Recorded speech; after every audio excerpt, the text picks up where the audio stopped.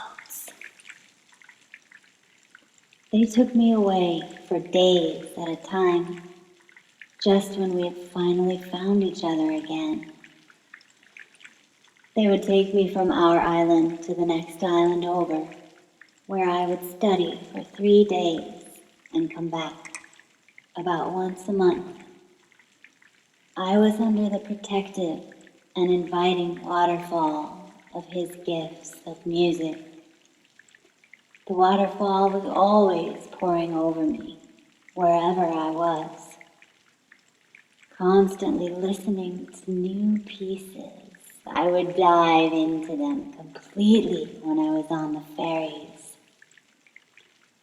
Sometimes I stayed in the car, rolling up the windows and filling the inside with a new song over and over.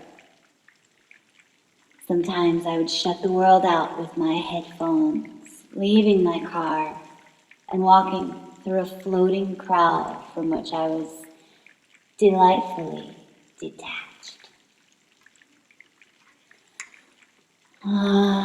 The empathy, the 2K wife, the sport, the blood, the insatiable fuel, the sheep-colored black, the alternative to real world, the wave of heat, the wind in its wildest form, and instantly I felt him reaching for me with every story, as if telling me secrets. I felt him touching me, as if his eyes were watching me through any distance. I no longer felt alone, becoming quickly consumed by his energy. I began my written creations.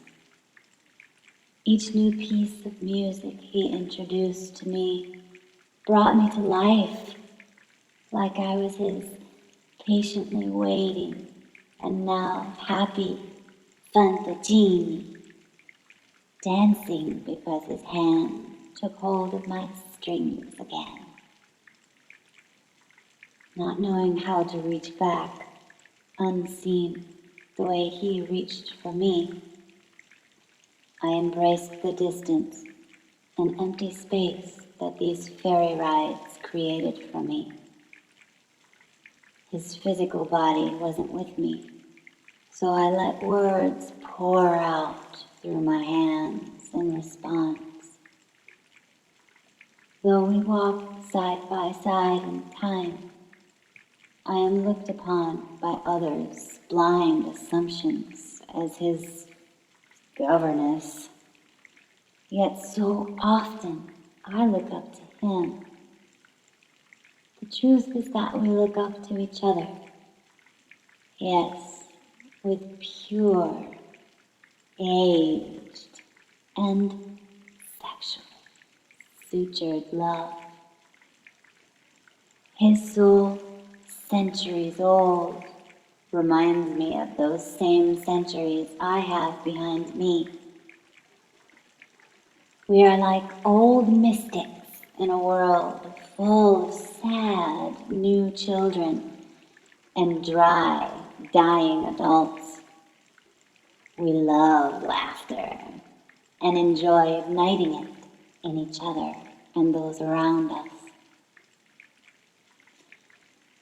I've been desperately trying to hide my animal impulses for a year, hiding in my pen and paper so that he doesn't see what I've wanted for centuries.